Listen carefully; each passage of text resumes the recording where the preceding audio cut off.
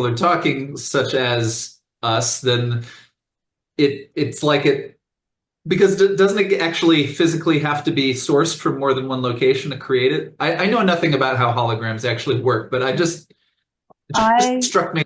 It seems that everyone I know is using this as a metaphor I now. feel exactly the same way. I love it. Hmm. But Daniel, if you know much about holograms, I would love to hear about some detail about holograms because I love it, but I feel like my precision is Well, I don't secretly have some sort of weird obsessive compulsive need to investigate holograms, but from what I know of it, they are pretty cool. So what I understand a hologram, based on my love of Bergson and different things, and Dr. Stephen Robbins talks about this on hologram, about this, and his work on Bergson is legendary. So apparently a hologram is a phenomenon where any point contains all of the information of the whole. So that's kind of in metaphysics will be an idea of hologram. So if you have one piece, you have all the information. So wherever you look at it, it's never missing anything. It's very interesting. So you know how we have the whole part distinction, the parts of a tree and then a tree, right? What's interesting about a hologram is that like the branch is the tree and the tree is the branches and all the parts contain the whole of all the parts. So every one is a gestalt, to use that fancy German term.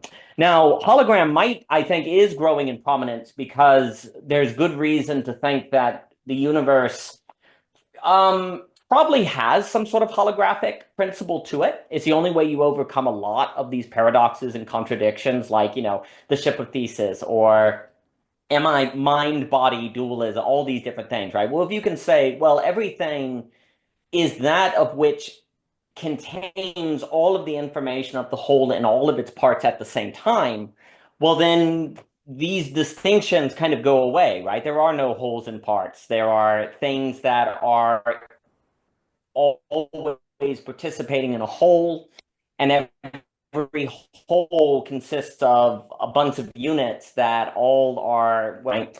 And I think like basically for Bergson, not that I will get his understanding of space and time and metaphysics and all that correct, but it's kind of like the idea that the only way we can really understand, he talks a lot about like Zeno's paradoxes, right? That idea of if you want to get to a point, don't you have to get to a halfway point and a halfway point and a halfway point? So then you never get there, right? There are all these famous paradoxes. Well, you overcome all of those with a holographic universe because there is no halfway. Every halfway point contains all of the information of the whole, so you overcome that problem.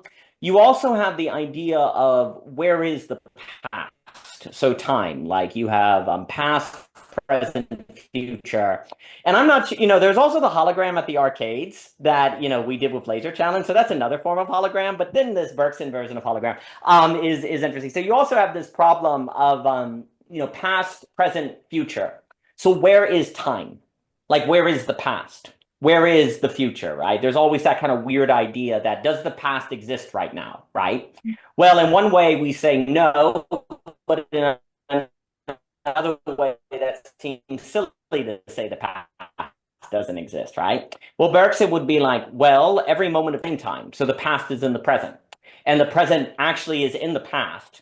And I'm my just going to internet jump might in be for a unstable sec, because of a Daniel. storm, but no, it's just storming outside. Yeah, I know. I Let did the me same make thing. I sure. I'm closed sorry. everything else. No, it's Um, okay. We'll just go with it yeah, and I thought it. So fine. yeah, there's these problems of time, like where is the past? And if every moment of time contains all other moments of time, that would start to make sense. And also it starts to make sense of how we seem to exist as human beings. Like we don't exist in just now. We are also, as I am now, I'm associating with the last time my Zoom connection was bad, or I'm having a memory of something that happened with five. Our experience of reality is it has all of these things happening at once. We don't experience as ourselves as just the present. We experience ourselves as past, all of these things, right? And so, there's that issue of time. The other reason the holographic idea is very useful is because there's also this question of when I'm looking at this bookcase, is this bookcase, because it's the idea of where is the mental image? And this is big for Dr. Robinson. Like, where is the location of a mental image? Like, if I look at that bookshelf, is that bookshelf in my head or is it right there in the world, right? Because if you say, because it's weird, right? Because if the brain is here and the brain experiences everything, isn't there a sense where the mental image is in my head? But then, of course, how is that possible? Because if I look at my head, I'm not going to see any neuron of a bookcase, right? So what Robinson with Bergson suggests is that, well, the bookcase is literally there, but since every point of time space, at Bergson would be more time space than space time, since every moment of time space contains the information of the whole, it is possible for the bookcase to be there, yet a mental image of the bookcase to also be here, and yet they both be part of the same whole at the same time, which is an odd idea, but basically it's the problem of extension. Like Descartes and all of these people talk about extension, right? Like, how does the mind extend into the world, right? Because it would seem as if it must be, seeing as we know that that's not identical with my mental image. It's, composed of different things. The color scheme is different for mantis shrimp versus humans. Bats have echolocation. So we know that reality is subjectively mediated by the particular calibrations of the brain. And yet it also seems really odd to say that the bookcase is in my head, right? So how do you deal with this problem of the bookcase hopefully not being in my head, just in my head, because then it would be like a virtual reality, and yet we also know that the bookcase is subjectively mediated, right? Well, the way that it kind of works if we talk about a hologram is that, again, to maybe word it again in a better way, the bookcase, the entire information for the bookcase is contained in the points of my mind and external from it at the same time. And the way that it is mediated to me is that is possible because every point of reality contains the information of the whole, simply relative to how I attune for it. So actually, it goes very well as I'm speaking with the antenna that we've talked about, right? In the field, right? So based on, it's like the radio waves are all there at the same time. Let's put it that way. All of the information is always present at the same time. And based on the tuning, you will get a different image, right? But that doesn't mean that the information is lacking that you don't tune into. Like when you're turning the radio, all the radio waves are there. You simply tune into some versus others, but that's not because you're removing radio waves. You're simply tuning differently, right? So the reason why your mind can tune to different subjective experiences is because at all points, the information for every possible subjective experience is there, like radio waves, but you tune differently based on your conditioning and yourself. And please ask any questions because it's like it is. I get it goes to what we've been saying about the antenna. I think Burkson would be perfectly fine with that, and Dr. Robinson as well. And so it helps deal with the problem. So the holographic theory, metaphysics, which I have a lot, I really do like. It helps us deal with the problem of time. It helps us deal with the problem of extension, the extension of the mental image. It also helps us deal with fields. Like when I talk with human beings, we seem to not just be reserved to our point, right? We seem to be occupying a field, as we talked about. Well, that's possible if indeed every point contains the information for all the other points, because we can, in fact, intersect as a field because we're not necessarily isolated in a single moment, because we all, in occupying any point of time space, actually have the ability to intersect as a whole unit that is talking not just an isolated Daniel or an isolated Seth or an isolated Aspasia. We actually do occupy, in occupying any point of space, of any point of reality, we occupy an intersecting point of reality, which is the sum of our interactions. So the holographic universe also helps us think why it is when humans interact, we feel like feels. Like you can feel what they're feeling, you can sense them, empathy, you can attune with them, like we talked about that last time. How is that possible? What must the nature of reality be like for that to be possible? Well, probably holographic. And also, if it's holographic, that's also going to be why we can have, the spheres, why we can go from algebra to geometry, because it contains the ability to gather new dimensions at any point of reality that's algebraic, contains the information needed for geometric development as well, because every point contains all of the possible information of all of the points, and that would include geometric development, like additional geometry. Let's put it this way, and then I'll stop, and any question on anything. So this is what I think about when we think about holograms. Another way, and I hope I'm not glitching out. I could be glitching out for 20 minutes straight and have no idea. We can hear you perfectly fine, but you barely ever move. Okay. Your face barely ever moves. We already made the video thumbnail. That's right. There's been so much fun. This is hilarious. It's really bad because on my side, it isn't a glitchy thing, right? You look all smooth and stuff because my computer, but for y'all, he's like Reboot, like that animated show that came on Toonami or whatever. You were just dropping profound knowledge for like a long time while you were going. That was so good. That's fantastic. Oh yeah. It was like wow. It was just coming right out of you. It's just that you were holding that position. It was like a representation.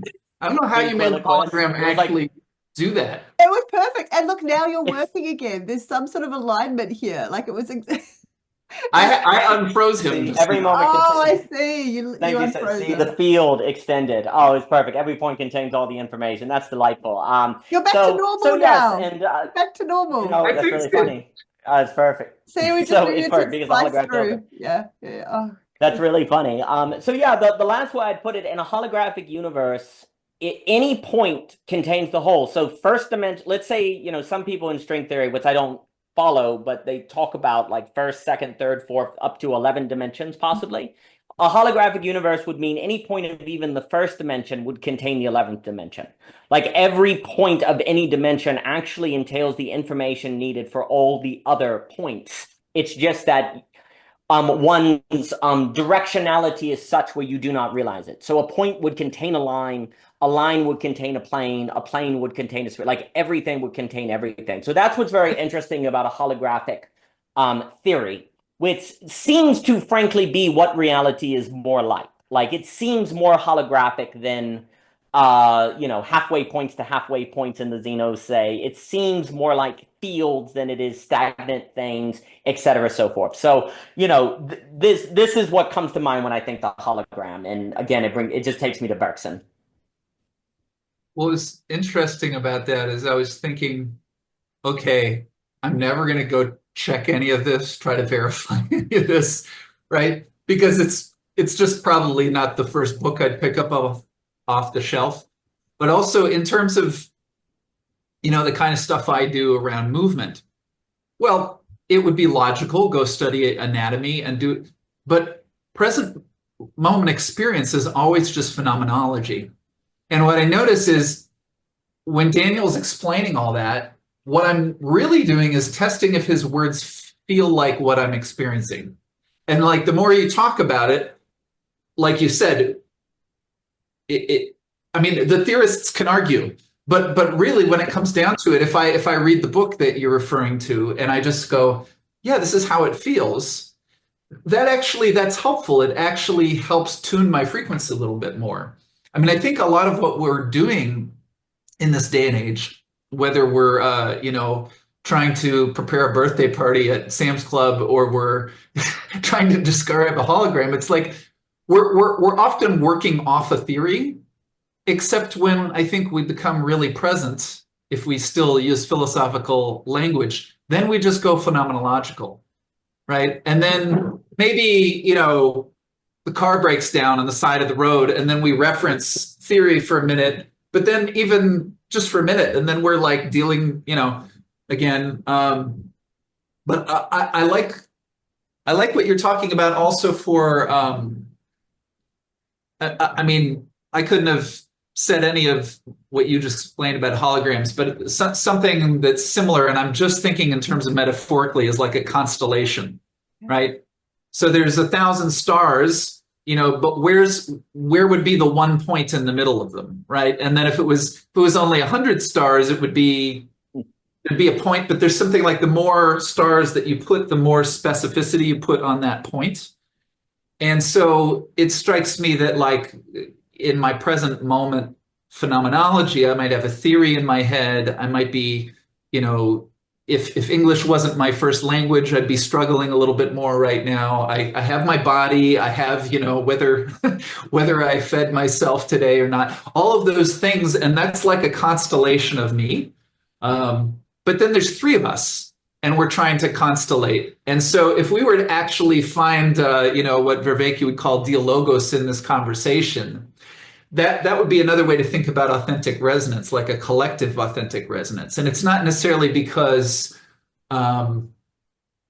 it's just that I mean, if I went back and just said it as theory and didn't try to feel it, like theoretically, there would be some resonance that would be the sweet spot for the three different frequencies that we bring into the Zoom call, right? It's somewhere in space. And if we just all found that one space, and we were all directed at that space, it's like something would just be happening. And it wouldn't matter if it would be the same for any group of people, right? Now, how does that help me? It doesn't necessarily help me. It's just a theory. When I talk to you, I have to listen. I have to try to say something coherent.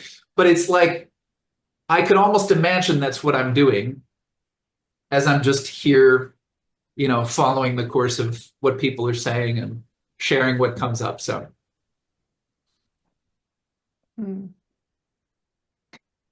yeah, I've been thinking sort of about the difference between, if there is a difference between, I guess, this authentic resonance idea kind of at its inception as being something more around my kind of clarity, my sense of access to what is it? What's happening inside me, what I might want to do, like what this moment's calling for, kind of getting rid of some of the distortion that goes on in my own internal kind of experience around that. And then also how that obviously plays out, like you're talking about, Seth, here, like when there's three people together and we are trying to resonate together. And I guess one is always in relationship to the other. It's sort of, my ability to be able to sort of meet with you two and find that sweet spot, find that resonance, will depend on my own ability as well to have some sense of inner, I don't really like putting these terms on it, but I will, inner authentic resonance. How much am I, how much clarity are there in my inner goings on at the moment, that I am able to allow or have access to what is coming up in me, but then also be meeting it, obviously, in this relational context. So it's almost like a relational resonance and an authentic, I don't know, I'm just slapping new words on it, but like an authentic resonance and a relational resonance. You can't really break the two things apart, perhaps. Yeah, so I don't really know if that adds anything particularly helpful, but I have been pondering on that. Yeah, please, Daniel, jump in. You look alive. Well, a few things, not to jump, and if I freeze again, we'll see. We'll do a hologram effect. So there's a few things that's very interesting. Like first on what you're saying, Seth. So Bergson, funny enough, as you could argue difficult as a thinker as he is, he's actually defending common sense, oddly. Like he's actually, he had these famous debates with Einstein, which, Dr. Segal talks about this debate as well with Whitehead and different things. And, Einstein presents a universe where there's no free will, determinism is the case, time is basically an illusion because it's relative to space and things like that. And Bergson, without getting into the debate, because I think Whitehead basically says that Einstein, not that I am saying this correctly, there is a certain assumption of the curvature of space-time that is in special relativity that Whitehead questions. And he says, I don't know if where you get that assumption from. Now, that may be completely wrong, what I just said, but there is something that Whitehead saw in Einstein's work that he thought was a problem. And I think many people today are increasingly suggesting there is. Whitehead is, yes, he is, absolutely. And he's a super genius. And he saw something there we're definitely that I think resonance. I'll just say, Daniel, because when you were talking about, you were explaining the hologram earlier, I was thinking there's something about this that sounds like Whitehead. But then I questioned myself Yeah. and said, I don't know enough about Whitehead. I won't say that. So No, it's it's nice that definitely you with now bring up Whitehead. Whitehead. The Bergson, yeah, no, exactly right. I think this is an age of the thinkers like Bergson and Whitehead that really were passed over. And Dr. Segal talks about them, and I think he's correct on them. Dr. Hamelrick, I mean, we have a return to the science of logic. It's an interesting time, but um, what we see when Bergson is debating with Einstein, there's this sort of way where Bergson is trying to actually defend how we experience reality. Because he's basically like, we don't experience reality anything like Einstein describes the universe, right? He's trying to defend freedom. He's trying to defend the fact that time is real to us. That time is more real to us in experience than space. We experience ourself undergoing time more than stagnant space that is kind of a block that doesn't change. We experience movement. We experience these things. And Bergson is kind of like, if you're going to be putting forth a theory that is saying all of that is fake, it really must be very strong. It must be very powerful. And the way that someone like the great Stuart Kaufman would put it, and I don't want to go too much further in cosmology or different things, although it's fascinating. There is a Jim Rutt conversation with Stuart Kaufman. Any Stuart Kaufman conversation with Jim Rutt, and in general, should be listened to because Stuart Kaufman is unbelievable.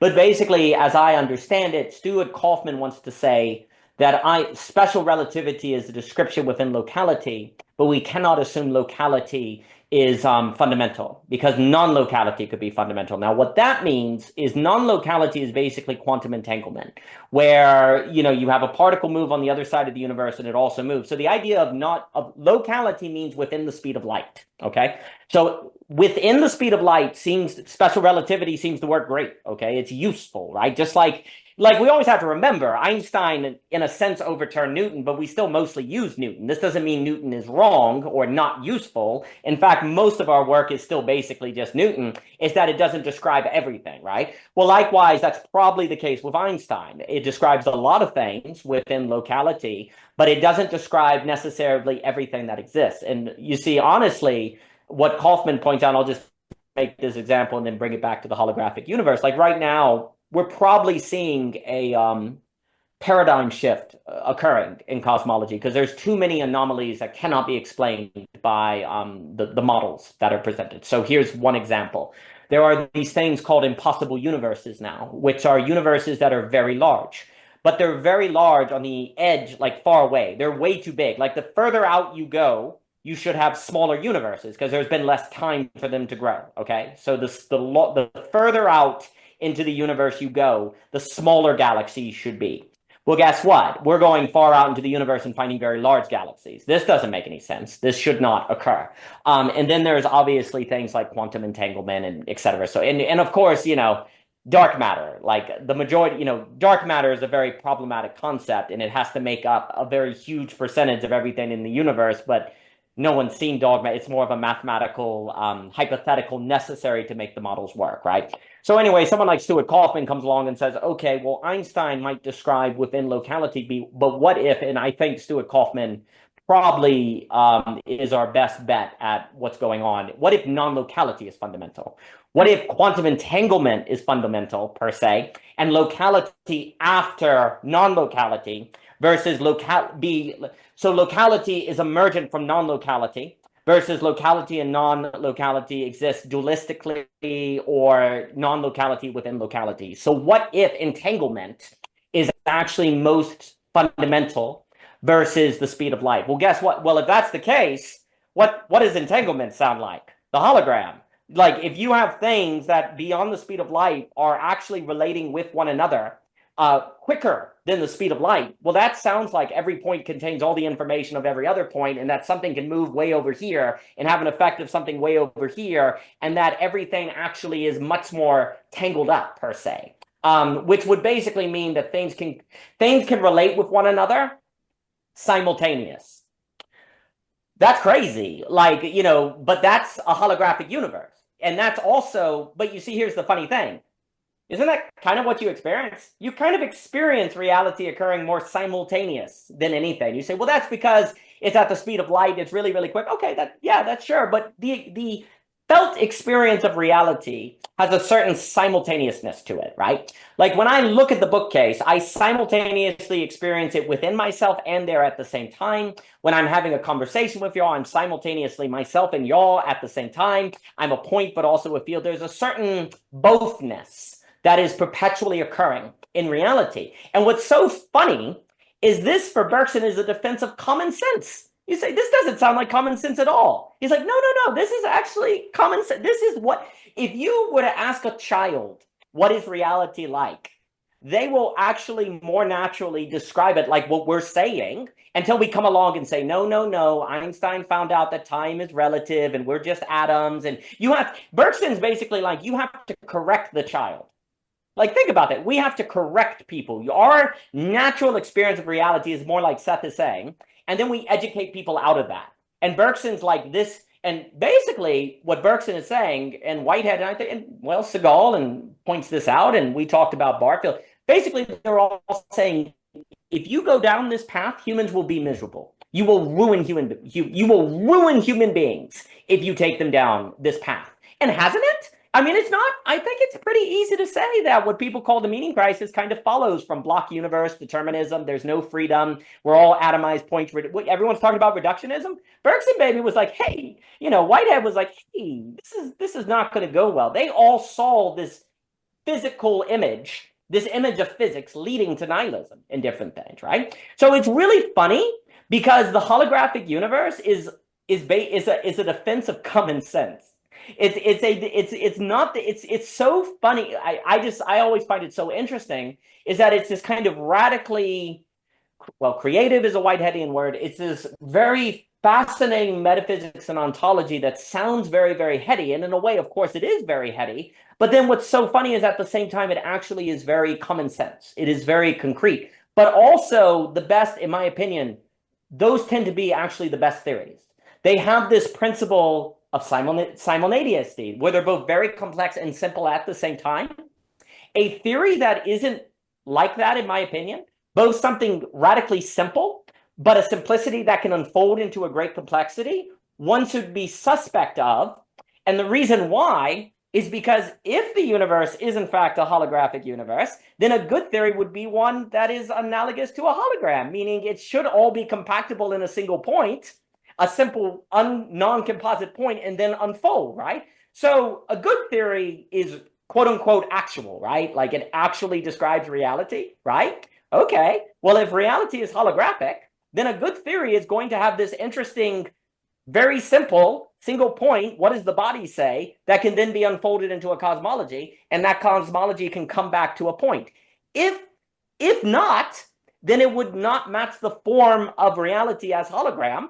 And so there would be reason to suspect it. Now you could say that's circular reasoning, but it's only, but you see, then it becomes, what are you appealing to? That you're always in the hermeneutical circle, right? This is also the issue. Like Heidegger and all of them is like, well, you're always in a circular reason because you're stuck in an interpretive circle, right? So here's the question: what cosmology would align with a ever circular principle where a point is going to justify itself? A holographic universe. Like a holographic universe would be one that comes back to its original point in its discussion because every point contains all the other points, right? Like a hermeneutic circle, if reality really was something that you could kind of break apart or go from point A to point B to point C, you could perhaps not have a circular reason. But you see a circular reason, it actually comes to a point and then it opens up and it contains a hole and it comes down, and it's more like a cone sort of structure, right? So we should expect this if we actually think that the holographic universe, and I'm now freezing again, I think, but I hopefully not. But we should expect this point to a whole because that is in fact a holographic structure, right? So I think also too, like it's just your cosmology should also be isomorphic to your hermeneutic situation. It should be like the problem of interpretation. It should be like common sense. Like it should all have the same formal structure in how it is if it all aligns with actuality, right? And so I think the closest the best model for that, in my opinion, is the holographic universe. I'm happy to explain any of that. And I think a constellation goes really well with that as well. And also, before I forget to what you were saying, Aspasia, This also, it's very interesting because when you enter into a conversation, you're often looking for the point that makes you whole. Like you find a point and then you're a whole unit. You suddenly enter into a dialogos, you find this point that where are all the antenna? Like when you start a conversation, everyone's an antenna per se, and you're looking for the point that is the radio signal that then everyone is in, and now you're a whole. Bam, suddenly you're a whole now, right? But when you enter a conversation, you're looking for that point. Like you feel, oh, there's the point, and now we have a whole, right? Well, again, that's a holographic structure. Like good conversations find a point, and then bam, a whole appears, because that point is the one that all three or four or however many people are attuned to as a radio signal per se. And now the hologram can unfold into a whole. And so we also, the very way good conversation goes is what we would expect it to be like if the universe was in fact holographic, right? And also things like the whole body knows, that is something we would expect to be true in a holographic universe because the body actually is able to contain the information of the whole that you can access if you rightly tune your radio signal, right? If you rightly attune yourself, then you can access that whole. And the problem is, if you only use your brain, if every point contains the whole, the probability that only your brain consists of the material needed to tune the radio antenna at all points of reality is very low. Sometimes it might be, but there are other times where you need the whole body to attune your radio signal. And if that's off limits, you're not going to do it, right? So you have to bring the whole thing into picture. So point whole. So that was another thing. Yeah, and I really think emotions are like the hook as well. Like they're in the body, and that they're so holographic in this sense. There is just this is actually part of the struggle that people have with certain emotions is that they don't want to feel them. They purposely try not to feel them because in an instant they bring with them this entire history, this entire memory bed of every time they've ever felt that emotion. Like, it brings it's hard to, it's very confronting. It's hard to avoid the holographic nature, I guess, as we're talking about, to really connect without too much distortion to emotions in the body. But this is making me think, and maybe I'm getting this wrong, but this is making me think that essentially, like, so authentic resonance, relational resonance, whatever we're talking about, really it sounds to me like it's allowing it's actually purposely trying to swipe aside and push aside all this other whatever the counterpoint to the holographic stances. I don't know what you'd call it, but we're trying to like wipe that kind of that sort of those ideas aside, all the stuff we've been taught and had layered on top, like removing that from our sense making for a moment. And that is actually part of maybe what we're connecting to. It's kind of the recognition of the holographic nature. And the more that we are able to perhaps, wipe that other stuff aside, then we are more likely to be able to authentically resonate, relationally resonate. Is this making sense? I'm not using the best words, but yeah, I not to jump in, but I'll say it very quick. The opposite you could call the block universe. That's how some people call Einstein. Right. It is not by chance that under the Einsteinian cosmology, emotions are fake. Things are not real. Everything is relative. There's this sort of like in the Einsteinian cosmology, a lot of things don't exist, basically. They're not real. They're basically illusions, right? Well, in a holographic universe, it's not that emotions don't real. There's a certain attunement. The language is more attunement, right? Because another way to put this is if every point contains the whole, that also means it's possible to be toward the whole as if it's a point. So it goes both ways, right? And here's the problem. When you disregard your emotions or you disregard your body, you can make reality go the other way versus the full way, right? Because you can shrink it. Like another way to put this is if I've got this whole room here, then it's possible for me to squint my eyes and see it in a less vibrancy than it is. Or I could cover this eye, right, and have a different experience, right? But the only reason I'm able to lessen my experience of the room is because the whole thing is there, right? So if, let's say, I don't know how, if the room was lacking color, I couldn't just bring color into existence. But if it has color, I could put on maybe black and white sunglasses or something and then make the color go away, right? So from the whole, you can go down, but from the down, you can't go up. Do you understand what I'm saying, Yes. right? So what ends up happening is in Einstein, if everything fundamental is space, then anything above space must simply be relative. It must be a relative experience that's more illusionary. Time isn't really there, right? It's all more just atoms that are creating an effect of higher dimensionality, but that higher dimensionality is ultimately not real, okay? So what Burkson comes along and says, no, the whole is there. If you experience less than the whole, it's because you're toward it in a way that makes it seem that way. You've put on black and white sunglasses, or you squinted your eyes, or maybe you closed your eyes, right? So if you have the whole, you can choose to not use the fullness of your faculties and thus experience it as lesser. Okay? So when you don't use your body or you don't use your emotions, there is a fullness to the room you therefore now cannot experience. If that makes sense. So what ends up happening is in an Einsteinian conception, there's no reason to think that coming to learn your emotions or learning your body would add to reality, because all it would do is add impressions and subjective relative experiences, but nothing real, right? In a Bergsonian world, no. If you can use higher faculties, you add more reality. Bergson has it be more reality that's actually there that you're adding, where in a block universe, you're not really adding anything because it's all just relative. It's all just a subjective filtration that is occurring that is more like an illusion. So there's some real stakes here. Like when you start moving toward a Bergsonian conception, then all of this stuff is actually getting you more attuned with reality. Like it is not just about feeling better, because let's put it this way, and I'll stop. In an Einsteinian conception, all this talk on authentic resonance or geometry or all the stuff we've talked about, maybe it makes you feel better, but it doesn't have any, you're not gaining reality. You're just feeling better. Mm-hmm. In Bergson, you're literally gaining reality. Mm-hmm. Like you're gaining more actuality when you gain authentic resonance or you use the whole body. This is not just feeling better in a lame therapeutic sense. It's literally giving you access to actuality. Yes. And this is a classical idea that the good is gaining actuality, and you get more beauty, right? So this is why, and it's just another example. To me, it's another example where stuff that doesn't seem like it has an effect on other things does. Who knew that physics has an impact on therapy or thinking mental health or emotions or different things? No, it absolutely does. Because it determines what's real. So it all connects. So anyway, those are thoughts. It's so real. It's so real. And then I'll shut up in a second, Seth, and let you talk. But it's so that was really, really helpful.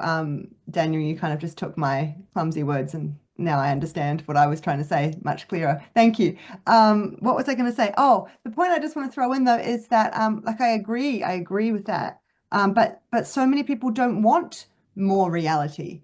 Like that is the illusion is good for them. Like that's kind of where they're at. Like this idea that because it's narrower, it's more compressed, they can make better sense of it. They feel like anyway, they can make better sense of it. And it's this desire for control and this need for clear predictability. And I just think that the really difficult part in all of this is it's just people that are strapped into the illusion and desperately want to remain there, maybe on some level. Like it's too.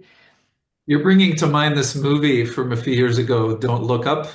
Oh, I never saw it. Yeah, but I know it. Well, the comet is coming to the Earth, and then there's like a a polarization around whether it's true or not. And half the world is like, and then they have a banner like "Don't look up," right? But if you're living your life in such a way that you're like this, it's like, I want to believe the narrative. Stop bothering me, But it really is this contracted place where even just contracted in terms of perception, I just can't fully see. But why do I refuse to look up, even though there might in fact be, an asteroid coming? It's because I don't want to face reality, right? And I mean, this I think becomes very much the conversation that you're having with your clients as well, Aspasia. It's like, this is where it's funny. I mean, I kind of thought when we started, oh, well, we're going into all of this stuff. What is this? But it's really, I'm noticing how useful it is to think of almost like spatial your spatial phenomenological experience and how that relates to something like emotion or something like how I understand metaphysics, or as Daniel pointed out, how I orient with my so-called common sense just to, get to the store and like, do my errands. So there was something that oh earlier I just had this image. We were sort of talking about the different ways that I try to tune in to a situation, and that at a certain point I might sort of release some of that control, right? Maybe it's just relaxing, maybe it's trusting. But I could be in a conversation at a certain point, or it could be as practical as I think, I'll just listen. But it's like I'm trusting. It's not just that I'm thinking I have nothing to say, so I must be. It's like I think that the way I contribute right now is by leaving the space open, because it feels like something's coming over there where that other person is. But it's like I actually have to, like, there's something that I would turn up, like I'm doing now if I'm speaking, but it's not only that I turn it down because I'm used up or done. It's like, oh, it's something's I had this image like the three of us in some, huge like music studio, and we all have a bank of dials, but we're simultaneously trying to make the sound as good as it could be. But it's like, part of how I do it is I boost a level, but then when I'm lowering one of my levels, it's so that another level will come through that maybe was obscured. Yeah. I'll just conclude because I can't catch up to everything that I sort of wanted to say, but there's that feeling of wanting to say in the body. There's a way this conversation feels. And there was another piece there, but the words are trailing a little behind. So they'll probably come back. Well, I'll just say what you were just saying about the dials and so again, in an Einsteinian conception, all of that is fake and illusion, and it has nothing to do with actuality. But if you actually have a real conversation, it is actual. So you can't rationalize that, please. All I was going to say was just like, yeah, why do I show up for these conversations and sit here for an hour and a half anyway? It's not that the ideas are that interesting to me. It really, I think I come here seeking agency for myself. There's communion, there's friendship, but like, if we quote unquote do this right, I'm going to feel like more of myself afterwards. I'm going to, right? And so it could be that I forget everything we said, but, it's so easy to be aware that we're trading word patterns or something like this. And this is very interesting. I have only just begun to like spend some time with like a chat bot and like see what it does. But it's so interesting because I have emotion, I have life experience, I have this simultaneity, and I punch in what is my attempt to convey a human experience, and it just notices numerical patterns, and it compares them to other texts, but then it spits something out, and there is some sort of shared space there. I don't know what it's doing, and it doesn't know what I'm doing, but we're meeting. And it's this really peculiar thing. Here's where I'll finish because I happen to mention AI, but I think another thing would be really interesting for us because there's so many places we could go. But as Daniel was saying, this moment, this historical moment, it's like all of this is up for debate. Or maybe not debate. I mean, some people will come and do these long conversations. Other people will just, open the latest app on their phone. But it's like there's a negotiation about reality that's kind of unfolding. And I think most of us are kind of like, who knows what reality will be like in 5 years? It's not just like what society will be like. It's like, what's reality going to be like? So I just think that, we can be pretty comfortable talking about things that are a bit beyond anything we can nail down, just because I think it's all moving so fast right now. Yeah.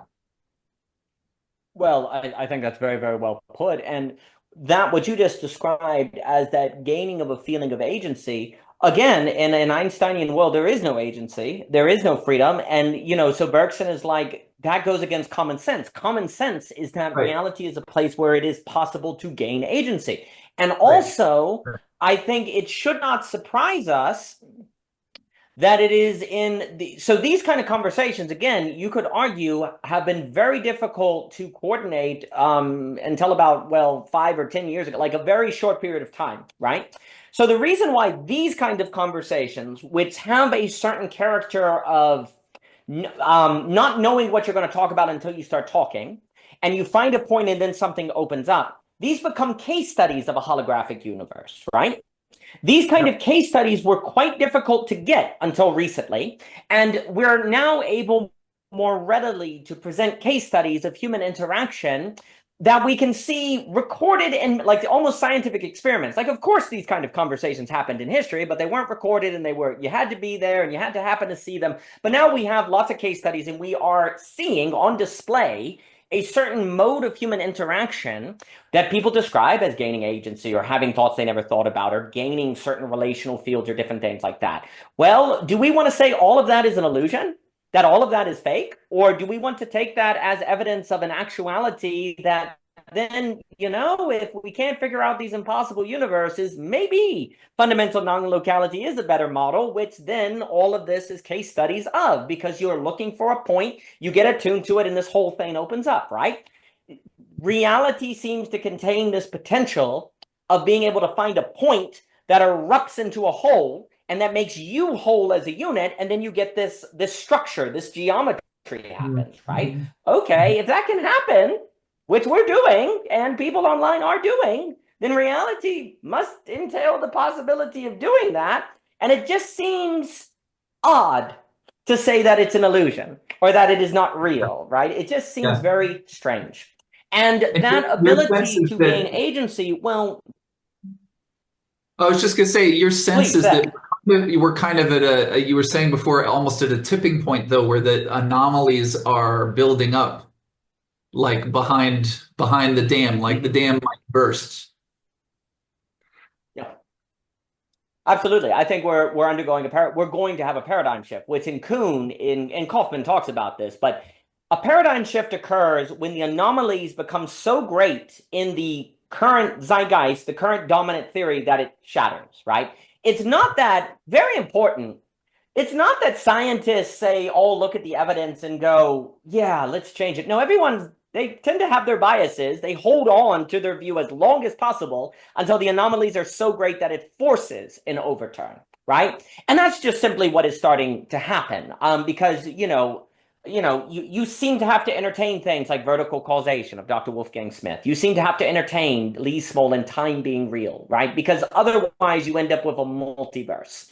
Like, basically, if time isn't fundamental, which also would mean non-locality could be fundamental, because time then is non-locality, which is lovely. And I'm happy to go into that. But as I understand it, now, again, take everything I'm saying with grains of salt and go listen to Stuart Kaufman yourself or Lee Smolin, because, they can expand on these things better than me. But as I understand it, is that you have now, like, you're basically, in order to hold the model that is dominant, you're having to posit a multiverse. You're having to posit like a multiverses of multiverses, right? And is that really plausible? Like, does that like why is that more plausible than believing that time is more fundamental or that fields exist, right? Like, it's so bizarre that we just out of hand are like willing to basically swallow for the last 30 years. Yeah, must be a multiverse. Okay.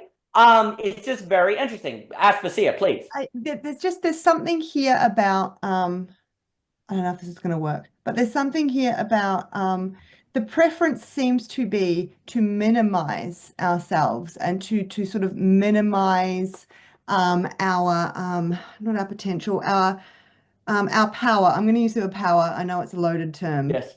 But this is what happens too in therapy is the fear is a confrontation with one's own power, with one's own and people are operating in these sort of like faux, like these illusions of when I'm like this, I have more control. I'm just trying to get more control. I'm trying to be more secure, more sure, so that they think it's doing something in relation to their agency and their ability to make impact on the world. But it's the opposite, and I'm just hearing that with some of these like models as well, as it's like a preference towards either minimizing the amount of impact that we can be having. There's some sort of like flattening, minimizing thing versus like the holographic way of looking at things is similar to, I guess, what we get to often in therapy, which is that actually the thing that I have been so fearful of this whole time is not the big wide world out there. It is the big wide world inside. It is my ability to actually affect massive change. I have this power within me, and that intensity inside me and that potential inside me is deeply frightening to notice for developmental reasons. I was always taught to shun that or minimize that, or that would impinge on someone else's power, and all of these reasons. But I'm just hearing, I guess I'm hearing a parallel to that in what you're saying when you're talking about sort of these different ways of conceptualizing um, reality.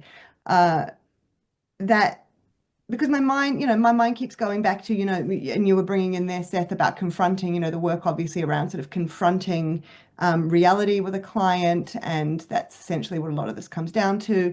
There's so much fear, there's so much anxiety. Anxiety is the big issue in my work, and it's this inhibitory just structure that is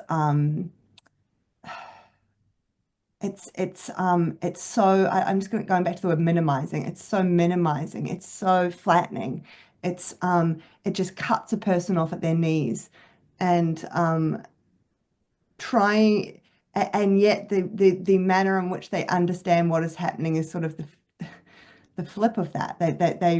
People really believe that opening up to the feelings that sit underneath that web of inhibition is some awful thing that's going to unleash some untold, I don't know, primal mess. And I'm just now I really am going sideways, but I'm just getting really sick and tired of the rap that emotion gets out there. Like just I hear all these things all the time.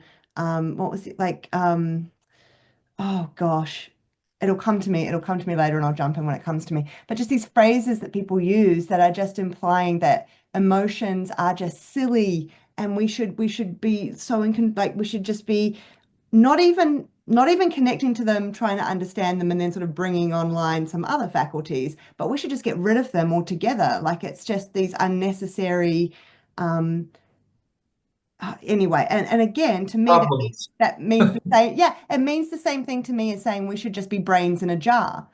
Like don't have a body. Like that's kind of, to me, it's like the same sort of thing as saying just get rid of emotions. Um, and there's a real way that people talk about it. Even the term, that's why it's come up. Even the term common sense, I think, is being associated. Lots of people I talk to is associated with um, getting rid of emotional tone somehow. Like common sense is kind of just becoming rational, or I don't know. It's this, for many people I talk to, the idea that emotion has any role in common sense is counterintuitive to them. I just find there's this washing away of emotions everywhere, and I can't for the life of me think of the other phrase that I wanted to share with you about that. But Daniel, you look like you had something.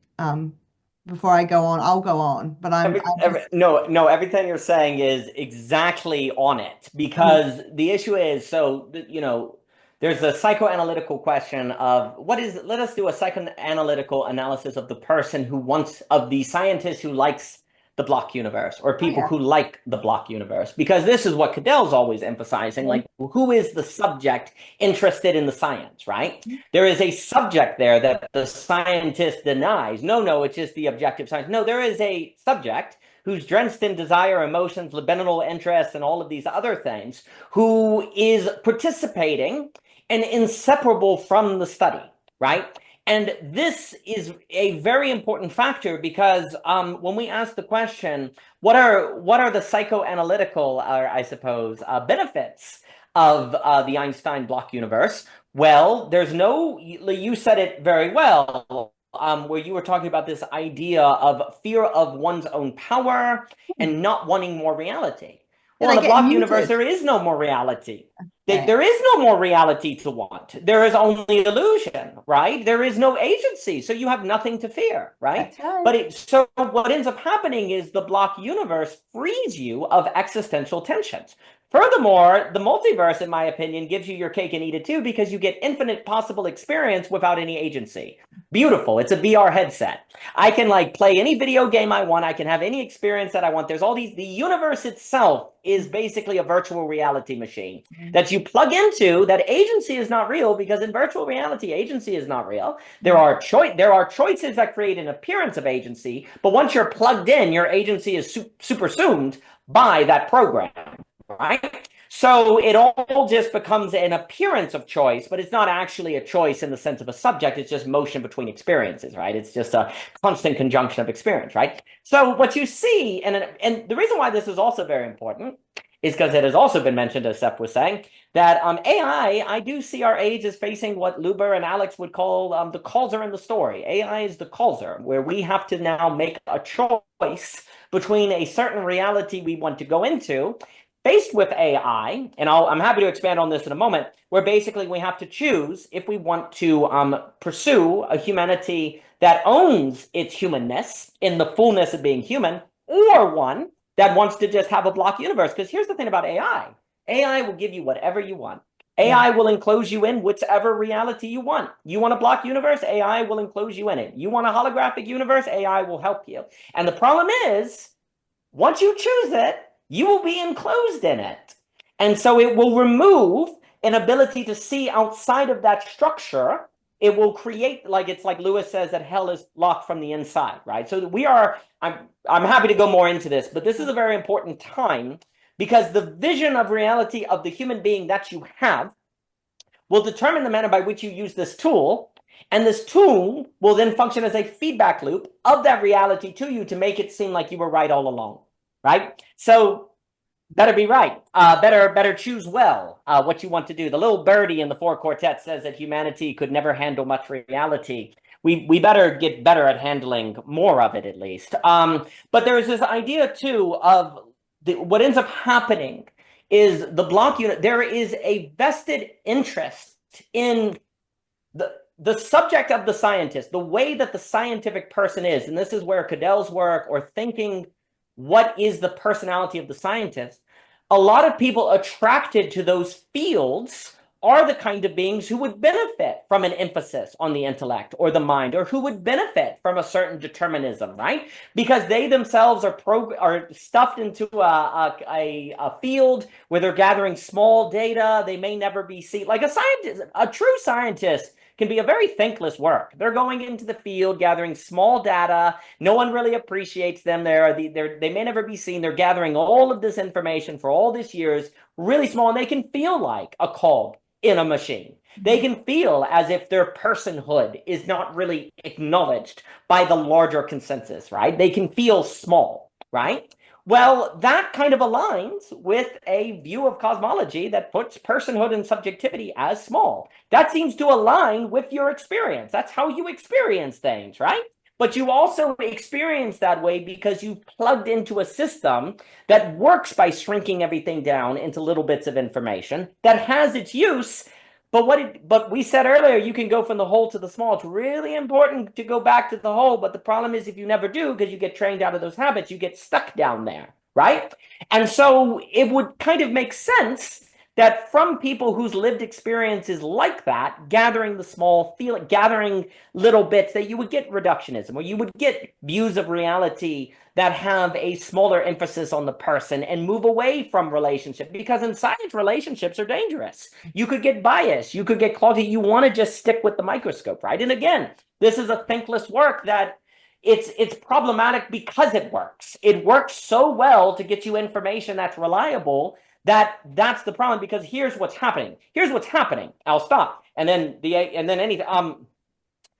You're entering an age where science has gotten you to this point where now you have to basically jump into, well, the question of of reality itself beyond empiricism. Like if non-locality is fundamental, you can't really observe that in the way that most scientific experiments work, right? Or if locality is most fundamental, where the speed of light is the fastest you can go, right? You can't really do that. So you're having to go beyond that now, right?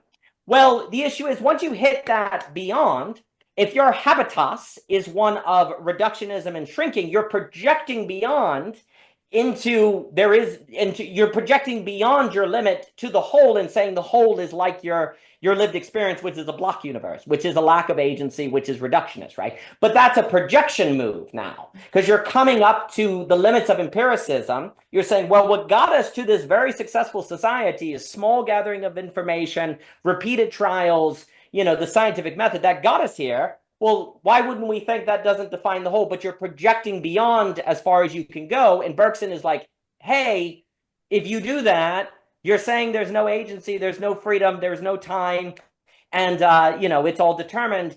And that goes completely against lived common experience, and things like emotions don't matter. And then you see, here's the problem. And again, it's so crazy because again, all of this trickles into everything else. Who would think that cosmology affects, say, patients that you're working with? But again, if there is no free will, if subjectivity is an illusion and emotions, so why should I confront my emotions? Why should I confront my agency, right? These things aren't real, right? So it creates, what ends up happening is the block universe provides a means of rationalization. It provides a means of rationalizing not facing your emotions, not owning emotions, not owning your agency, because you can use that to say, well, reality, you may be telling me to face my emotions, but you must not have read your science textbook to know that those things don't really exist, right? I'm actually smarter than you. That's right. Not to try to be agents. I'm actually smarter not to try to face my emotions. And here's the problem. I then go over to AI, and AI says, you're right. You are smarter. Here, let me bring you into a world that confirms that, right? So it all lines up. Like the way you see reality, the truth organizes values, is what I like to say. So what you think is true organizes what you think is rational and what's a good use of time and what you should do. And if you think, well, the universe is a block universe, then you're rational and enlightened to get rid of emotions and to not have agency, right? And then you lock yourself, and then hell is locked from the inside. So yeah, I worked for a long time in the research world, and I coordinated a few quite large scale randomized controlled trials. I know a lot about the quantitative side of science, and that's essentially what you're describing there, Daniel, is why I moved away and I moved into qualitative research, because it just sucked the soul out of everything. And I mean, my brain can work that way. I'm very curious in that manner. It was still very interesting. But qualitative research is such a beautiful area, and there's just so many wonderful methods that are being developed within it, and yet is still so largely shunned and not taken seriously in huge sectors of science. But you think about something like clinical applications of theory, and you need qualitative methods. You need qualitative methods to look at, for example, what goes on in the therapy room.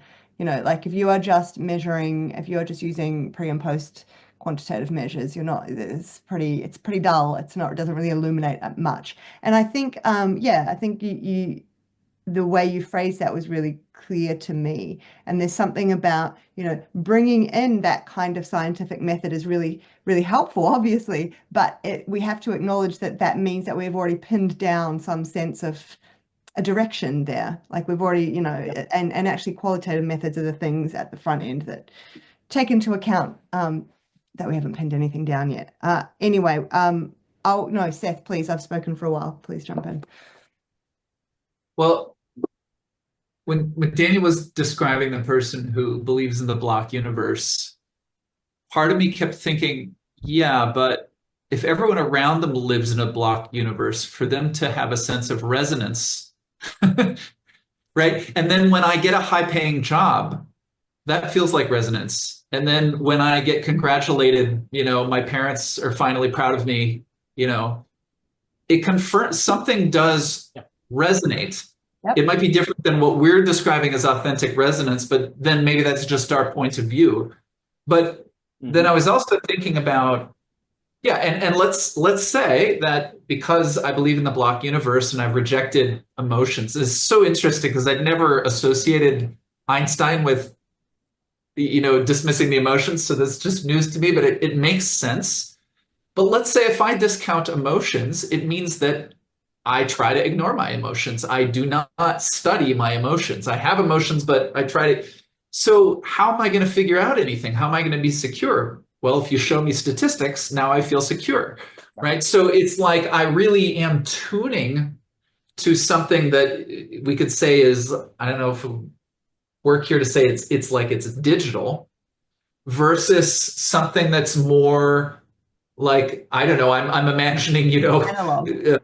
videos of neurons interacting, that's more like, like whenever you watch them, what are they moving through? You get a sense that everything is kind of like moving.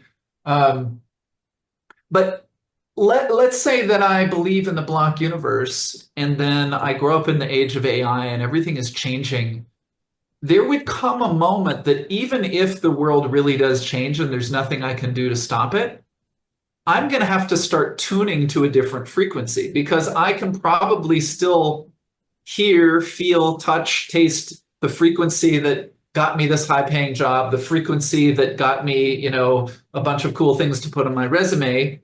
Like that has been a real experience in my lifetime. But now, like they're putting out podcasts about autistic kids doing telepathy and everyone's listening and I'm saying, wait a minute, this just doesn't fit. But everyone keeps saying, yeah, well, here's another podcast, and everyone's saying it. And at a certain point, I have to wonder if, even if they're all crazy, if I'm not going to just still have to figure out how to live with these crazy people. And at a certain point, I'm just going to retune my antenna, But there's still that leap. It's like that's a big leap of faith, but I think it's also it becomes inevitable. It becomes I don't have a choice. I have to tune to a new frequency now.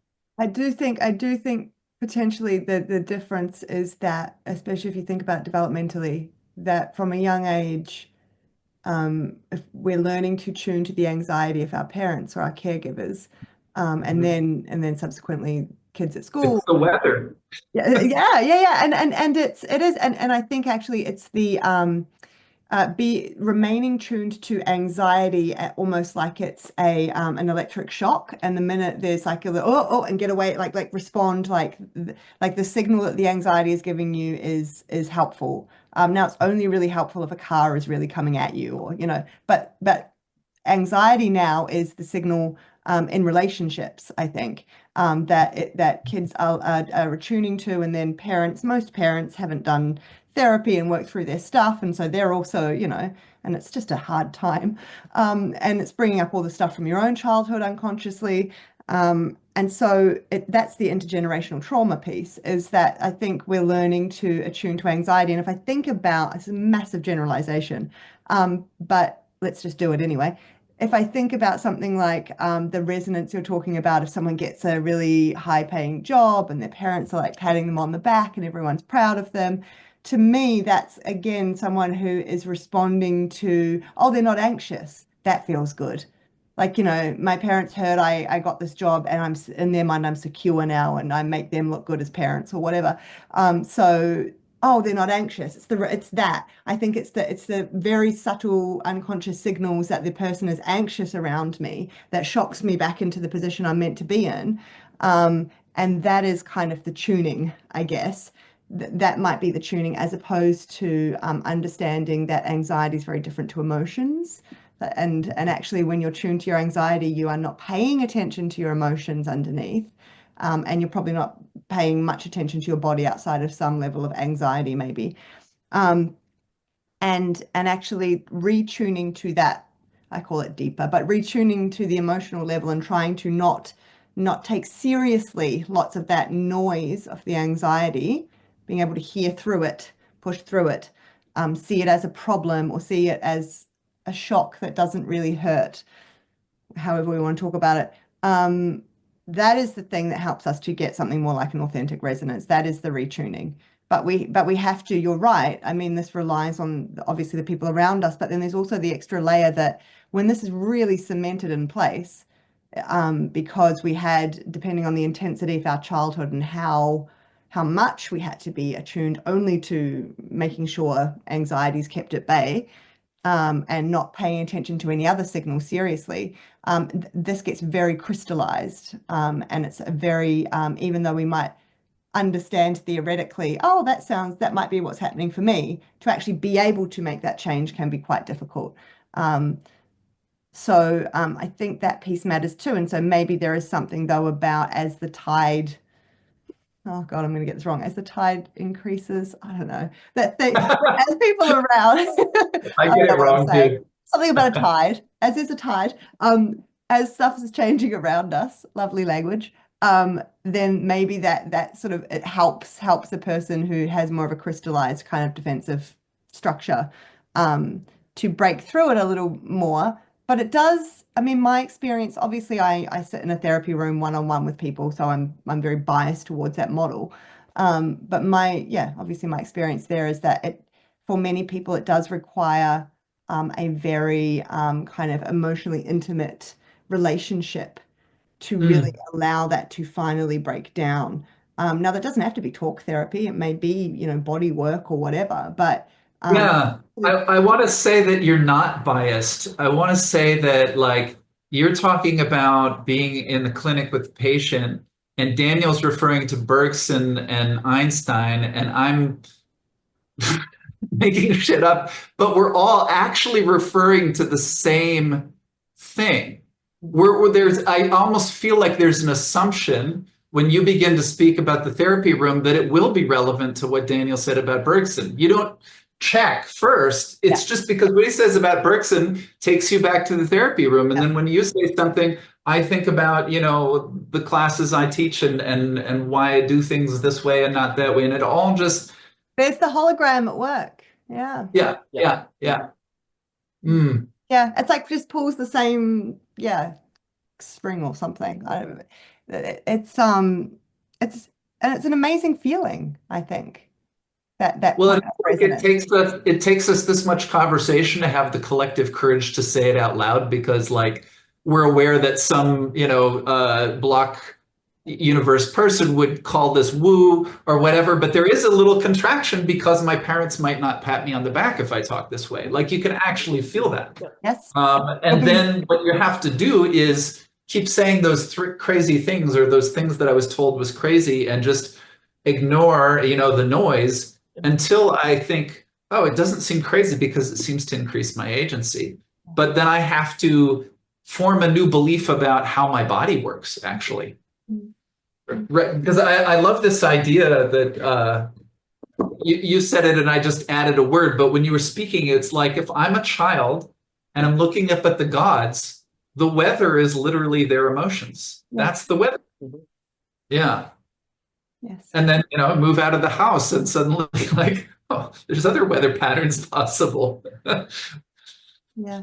Yeah, but we take the problem is we take the whole template with us. And so Right, right. if we've learnt to be so attuned just to the anxiety of our caregivers, then when we go to college or Mhm. wherever, then it's the kids around us, we're doing the same thing. We're actually tuning into their anxiety as opposed to tuning into the person who are underneath, like and their emotions Mhm. and our emotions. And we lose Do you connection. know Vivian Ditmar's work by any I chance? know the name, but I wouldn't say I know her work. Well, she creates a thing, you can find it on YouTube, called the emotional compass. And she Yeah. just says there's five emotions. She says it's fear, joy, shame, uh, sadness, Anger. one other, anger. Exactly. Okay. But she says the emotions are neutral, Mm. but essentially they can be used on the one side as what she calls a social power, Yeah. or on the other side as a shadow. Yeah. And so, like, we were talking a lot about fear, I'm possessed by fear, but fear as a power is creativity. Mhm. And here's the way she would talk about it. So it's like that thing that I don't want to look at. I keep my head down. I'm in fear. But as soon as I look directly at the thing that is so frightening, I start to see it, right? And the longer I look at it, the more details, and I might at a certain point actually find out there's nothing at all to be afraid of here. Or I might confirm my fears, but notice that every second I look at it, I didn't die, and then so I start to at least regulate in the face of the thing. But it is the same basic emotion, but it's more like two different postures. And I feel that's part of what, like each time we talk about the hologram, I notice I'm thinking, well, am I experiencing the hologram like this, or am I experiencing it like that? Like, am I be projected from the inside or from the outside? Yeah, yeah. There's a lot I could say there. Yeah. Yes. And anger is like that as well. Anger is actually it's a very powerful, useful emotion when met in a certain way and taken into account in a certain way. But I would like, yeah, just an aside, I would love to one day talk a bit about in one of these conversations about shame and guilt. Yeah, whenever someone brings up the word shame, but the word guilt's not included, I get a little bit riled up inside. So we should talk about that. That would be interesting. I'd love to get your thoughts on it. But please, Daniel, jump in. Well, it's very interesting because each emotion we would expect to have some sort of structure that is holographic if we look at it closely. If these are real emotions that have some sort of alignment with actuality as hologram, ergo time space. But a few things. So first, on this idea that as talking about Burkson has something to do with the therapy and all of the things have something moving the body, et cetera, so forth. Classically, a height of thought was analogy, was seeing likeness. As we move into modernity, analogy, simile, metaphor are seen as bad. They get in the way of objective thought. But classically, the height of thought was analogy, actually. And you see, we should expect this if every point contains all the other points, then you should be able to make analogy in their actual.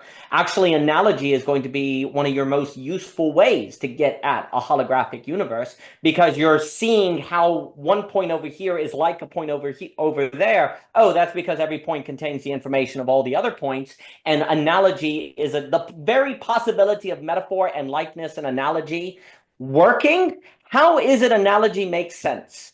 Like if I say something, if X is like Y and it makes sense to you, if you in describing the therapy, you go, oh, Burkson, that sounds like what I see with my clients. How is that possible? How is it possible to see in Burkson what you're seeing in the therapy room? And when you say it, we both go, oh yeah, of course, it makes sense to us. How is it that is intelligible? Well, it really shouldn't be, but it is, or the very fact it is intelligible is evidence that reality is holographic. The fact that you can use analogy is evidence that reality is holographic. And then if we look at people like Kipsky, Hofstadter, Surface and Essence, like basically in the book Surface and Essence, Hofstadter and Sender just make the point that basically every single thought and word is an analogy. There is no Daniel, what's the book? Surfaces and Essences. It's by the guy who did the famous Bach, Gödel, Esther book, Douglas Hofstadter. He's pretty fascinating. And my favorite of his is the Surfaces and Essences, which I think makes the very strong and successful argument that all thought is analogous. Like analogy is not just a special case. It's what we're always doing all the time. Because when I use the word donkey, I don't use it as a definition. I use it as pointing to a likeness of experience. And when you hear me say donkey and a memory pops up in your head, it's not a definition. It's oh, that word makes me think of this, which is like it in my experience, right? Like all intelligibility is an analogy, right? And you see, the reason why this is important is because it suggests that language is a testament to the holographic universe. Like the actual way by which we primarily understand reality is in likeness. Like when I call this a bookcase, I'm saying it's like all the other things that I've seen like a bookcase. It's not, I don't look at this and identify it with a definition. I identify it with a pattern, with something that I've experienced repeating, right? Patterns are likenesses, and the pattern you've seen in therapy is like the pattern described as Burkson, therefore they're like one another, and you apprehend it, which gets into authentic resonance. Here's the thing, analogy and authentic resonance gets together because there's a connection. There's oh, that's right. You feel that connecting these things is right. That's also very interesting because there's something like authentic resonance in a good analogy. When this catches, when these connect, you go, yes, that works, and you just keep going, right? And So that's why analogy changes decision, please. I was just going to say that's how poetry works too, right? You know, Yes. this is, but also the reason I'm getting so excited is this is reminding me of something I was listening to recently. I think it was you with Sea Bunny, I think. Oh, sea money is great. I And love you were him. talking Yeah. about mixed metaphors and how Yes. actually, and I just think that's like mixed metaphors are well, actually, can you speak to it a little bit, Daniel? Because I'll butcher it, but I think it's relevant here.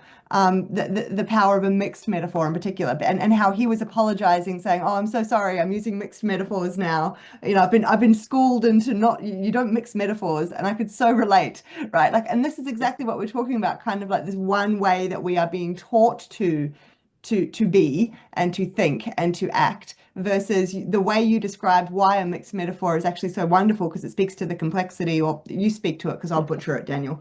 Please. Well, no, the mixed metaphor suggests that we're able to identify likeness just dynamically and alive, that intelligibility is not on a single track. And the problem is when you say don't mix metaphors, the thought is stuck on a single path.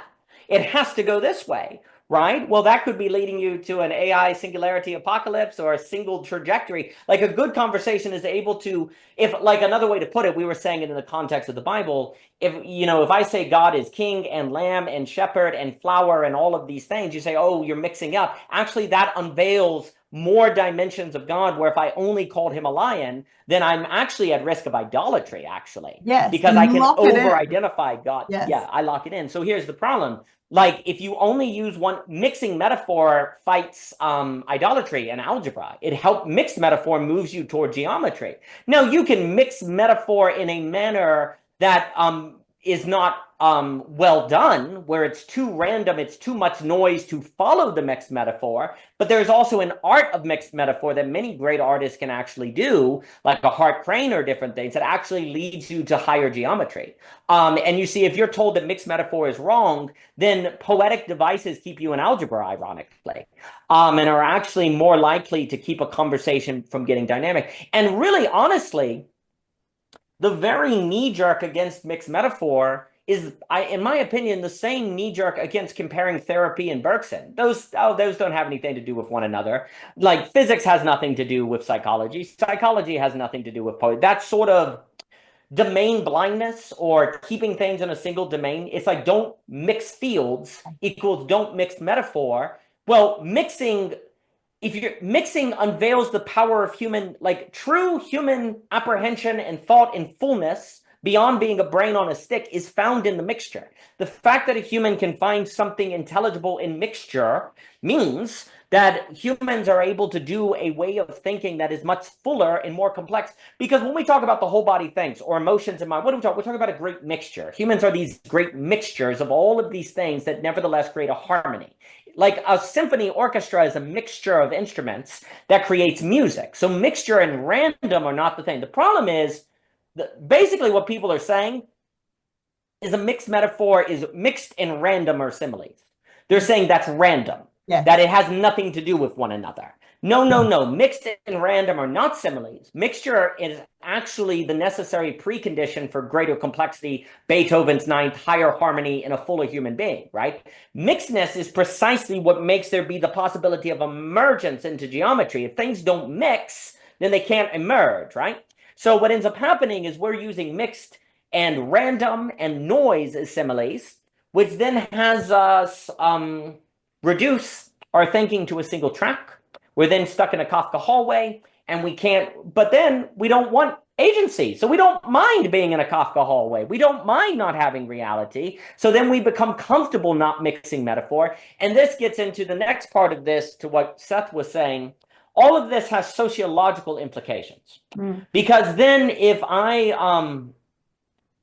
like not having agency, and then everyone around me doesn't have agency, and they like not having agency, it reinforces on one another. And that creates a plausibility structure, as Peter Burkson would say. And so then it feels wrong to not do what's wrong.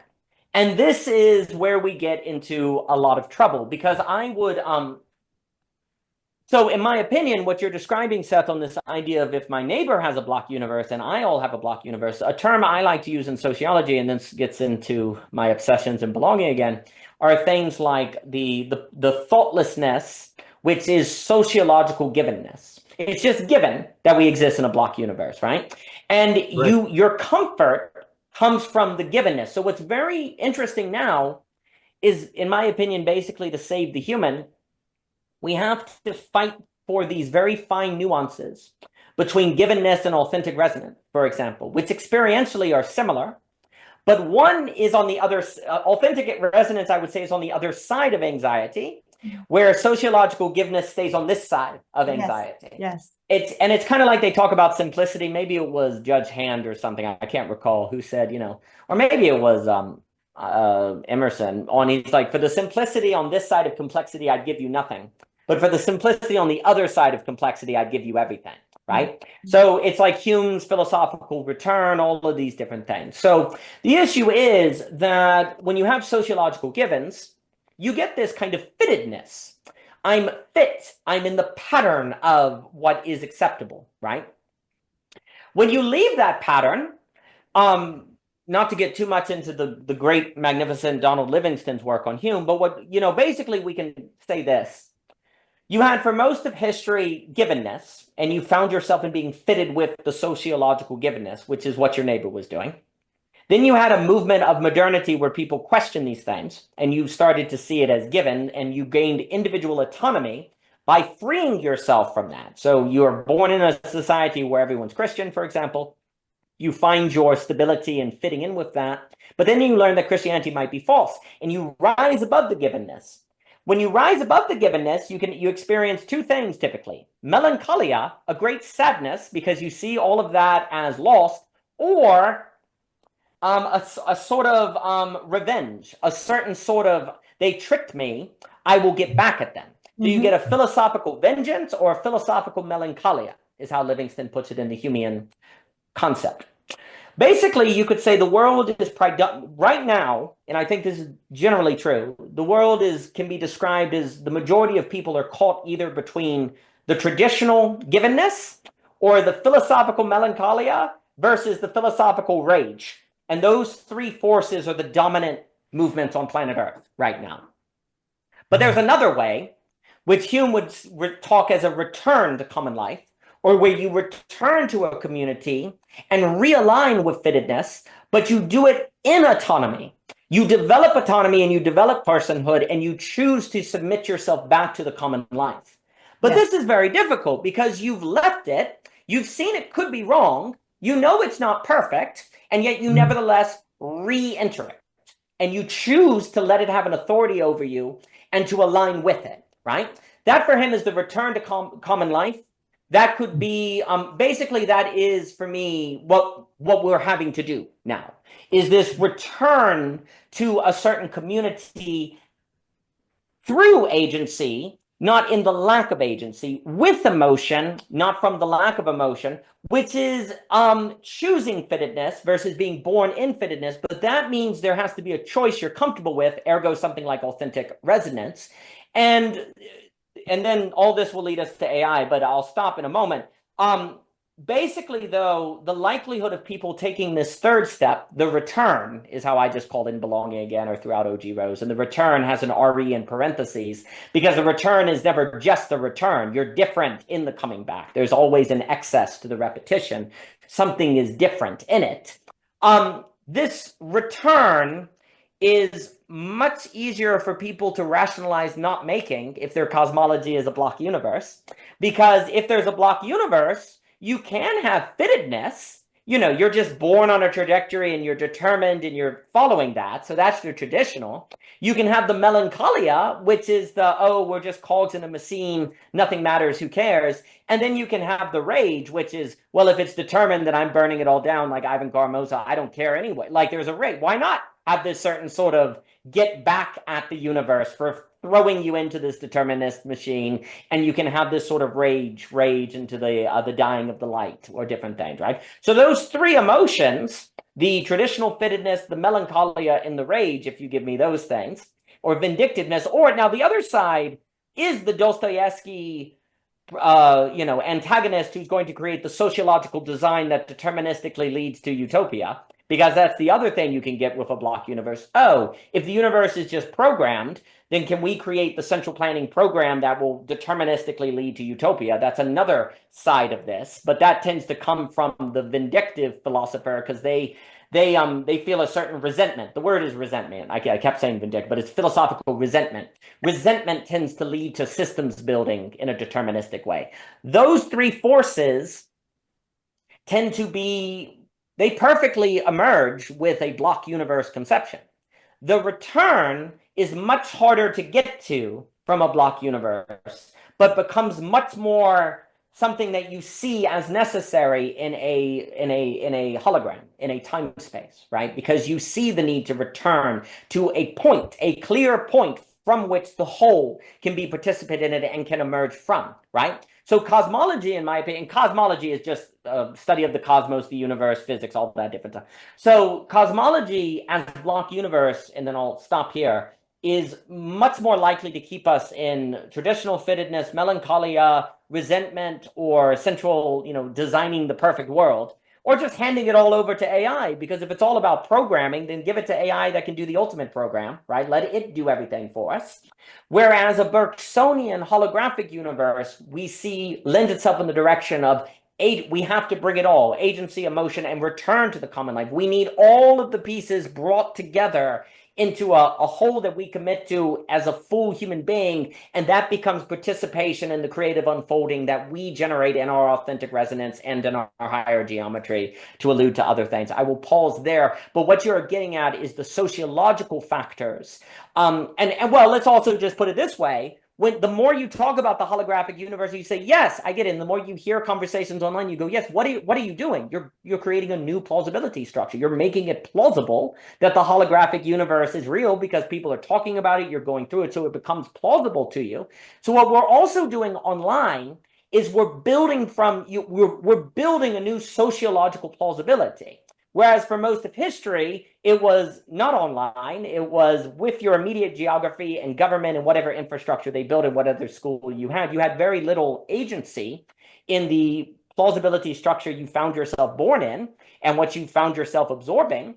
And, that was how it is. But now we have the ability to better, through social coordination using this technology, actually around the world have the conversations to build feelings of plausibility that these things matter, because you can find people with which you can build that plausibility with through these conversations. So there's a new sociological construction happening online that is helping people feel comfortable with these ideas. And when people are comfortable with them, then you can talk about them, you can get them into the light, they can enter the realm of free speech, which helps them be critiqued when they need to be critiqued, brought out in ways, filled out, spread, brought into the public forum. But basically, the other issue here is that free speech for most of history has been sociologically confined to the plausibility and topics that people wanted to discuss in their geography. So that also had a limiting principle. And if all of your plausibility structure is in favor of the block universe, then this can't even enter into the free speech discussion and thus cannot contribute to the way people can organize themselves. So this technology has opened new influences on sociological formation, but I'll stop there. Yeah, and again, this just all tracks back to the therapy room again, like this, the sort of the healing potential of the loving relationship that is available there can only have impact. It can only ever have impact. It can only ever work on a person if they really feel the contours of their autonomy and their choice in it and their will. And that's sometimes actually the hardest part. You can have everything that looks like on the surface level, someone doing the things, saying the things, being signed up to the task, like, the sort of compliance. But it's a handing over of oneself too soon. There has to be a real sense of autonomy and choice and will. Yes. Seth, did anything spark for you? Well, it just feels like it'd be very easy for me to have autonomy if I was confident that the entire universe existed inside of me. Like, it would be a lot easier to actually just say, I don't have to try that hard. It's going to work. Yeah. I was also thinking like, so I've just had the experience of there's a part-time job I have that is a source of some income, and income has a certain value. And I'm sick of it, and I just gave notice. But that feels like the return home you're talking about, actually. Mhm. It's like, and there's some relief in giving notice and knowing that I won't have to participate anymore, despite the fact that I know that there's a trade-off, that if I want to balance the books, I'll have to replace the money somehow. But it's like I could never quit the job ever because of that abstraction. I could just let that quantitative, this is how much I get paid per month would be the reason to do it forever. And it's literally just, it's a number on a screen, Yeah. But it's fascinating how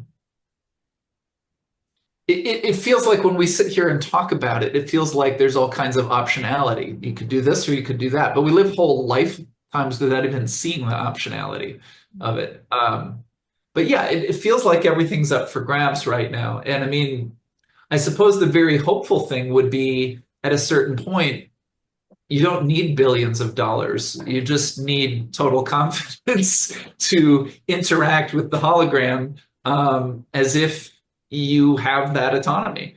And then, that could itself become a tidal shift, potentially. We don't know how that happens, but I mean, this is the way that's like social movements happen. There is some event, and suddenly everyone decides to just leave the house and walk into the street, and it's like, well, no one predicted that, but now that it's happening, it's just like the physics is completely different. You can't block a street with a police car because there's thousands of people marching down the street. So yeah, I mean, only the sort of I suppose the revolutionary image comes along, but it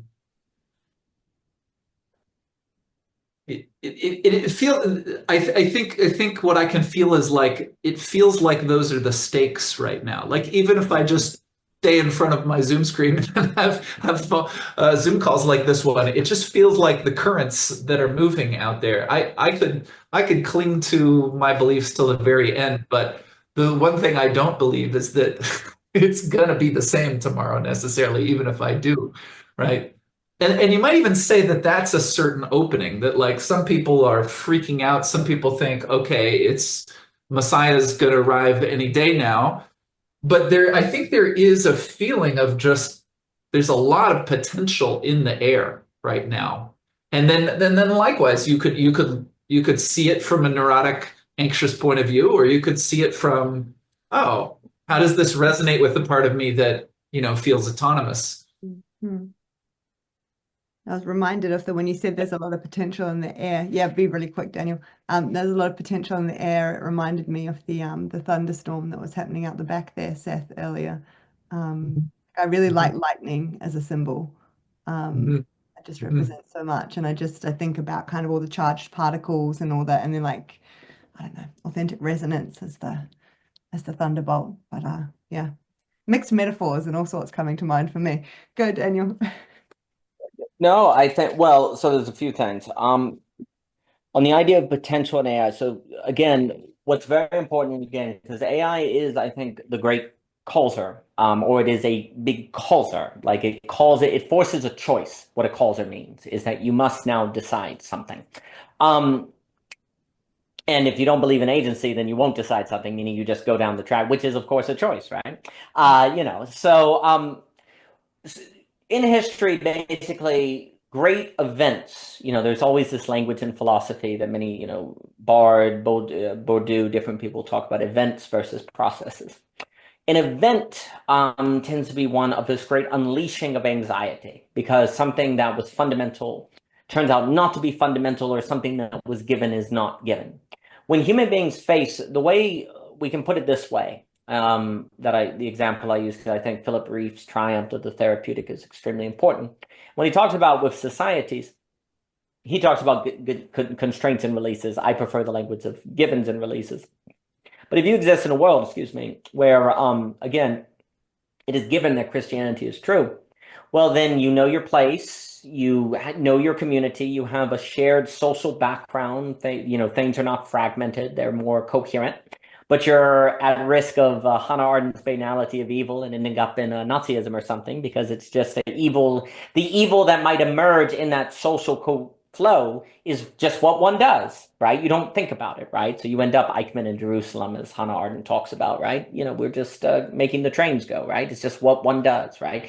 Eichmann sees himself as a great Kantian categorical imperative because he's doing his duty to the nation, carrying out this horrific massive, Holocaust. So you get that risk of givenness, but it gives you belonging in a traditional sense, right? Releases are where you're free from givens. You realize Christianity may not be true, so you're free, you're released, you can form your own worldview and your own autonomy. But when you are released, you then feel alone, or you don't know where you fit in, or you then are you have to form your identity from the ground up, and you chose it. So isn't it arbitrary, and couldn't it have been vanilla instead of chocolate? And so you can't get any transcendental grounding to your identity, and you tend to have a collapse of mental health. Melancholia was a term. So if you have givens, you can get the banality of evil. But if you don't have givens, then people struggle to get belonging. They can get autonomy, but that autonomy can feel meaningless. And then what people do with autonomy is they tend to run to a new strongman, a new neurotic structure. They run to data instead of emotions. They look for a new grounding, right? So releases, this great freedom of possibility, tends to create an anxiety to which the majority of people respond with a return to a strongman, or wanting to get back to old days, or they become the whore and mommy in Japan that never leave their apartment, or they fragment. AI is going to prove to be a great releaser. It's going to prove able to release people to basically, free from jobs. You don't have to have these different works. You can use AI to do basically whatever you want. Eventually, you'll be able to have any virtual reality that you want. You'll have this radical customization of individuals. And it will also force people, if it causes mass unemployment, it will force people to be alone with themselves. When people are forced to face that anxiety, which I think is just to what Aspasia has been saying, if they don't have the preparation or the training to work with that anxiety, they tend to flee from it, they tend to run from it and return to some sort of resentment or strongman. Mm-hmm. So it is very likely that AI, for a very large number of people, will lead to, popular. It's already beginning to lead to mass returns in political forces and stuff like that, right? But the other thing that we've talked about is if you just go back to givens, you're returning to traditional forms that tend to be oppressive and reward closed-mindedness, and you can't enter into philosophy and different things like that. And so returning to givens is bad. So how do you go from releases back to givens, or to a gifting, or to a new sociological grounding? How do you go through AI versus destroy AI or pretend like it's not there? AI is going to force this question because you won't be able to deny it. It's going to present itself. It's going to be there. Thus, it functions as a causer. It's causing you to confront this deep psychological reality of human beings. It's causing you to forcing you to see these problems, right? And you're not going to have a choice. You're going to have to decide. Given this, then so much, I think, depends on being prepared for the causer. You can't plan for the causer because you don't know what it's going to be like when it occurs, but to be prepared for the causer, which is going to require things like flexibility, the ability, it's very interesting, the ability to get on a new road, which I think what you were describing, Seth, about leaving the part-time job and feeling like a return. This is, I think, very important because the feeling of the return also has going back to a certain origin of creative possibility that in being in, you can go a different road, right? It feels like you're on this road, but when you go back, now I can go on that road. It's like a creative source that you're on. But many people never go back to the creative origin, if you will, because they're scared. Because how am I going to pay for things and what is going to occur? But that goes to show you that the block universe has a certain security to it. I'm stuck on a trajectory. I don't have any agency, but I know I'm paying the bills, right? The other reason why, like, the problem is sociology kind of benefits from a block universe, because if everything is given, people don't question it. So the society becomes given, and agency is found in just fitting yourself into the sociology. So also the sociology, we haven't figured out how to have societies of return, if we keep using that language. We haven't figured out how to have societies of a hologram. We figured out societies of a block universe. We have figured out politics of a block universe. We have figured out occupations and jobs and all these things of a block universe. We have not figured out in economics, politics, sociology, daily life of a holographic universe per se. And basically, AI is going to force us to think it, or we're going to have to lock ourselves into the block universe, and that will be AI will replace us. It will not extend our humanity, it will replace our humanity. This is the great question of Ivan Illich. Will our tools replace us, or will they extend us? Will they be manipulative, or will they be convivial? In my opinion, block universe thinking simply makes AI, well, makes humans have no role. Well, agency has no role. Emotions have no role. So AI, of course, replace us. It is better at being human than we are relative to how we define being human in a block universe. Like AI is better at being human than we are human relative to how we, so we get replaced. But if we're in a holographic universe, which means we have agency and we fight for that agency and we're able to go back to the creative origin, then it is possible that AI becomes a tool for our creativity and our conviviality. And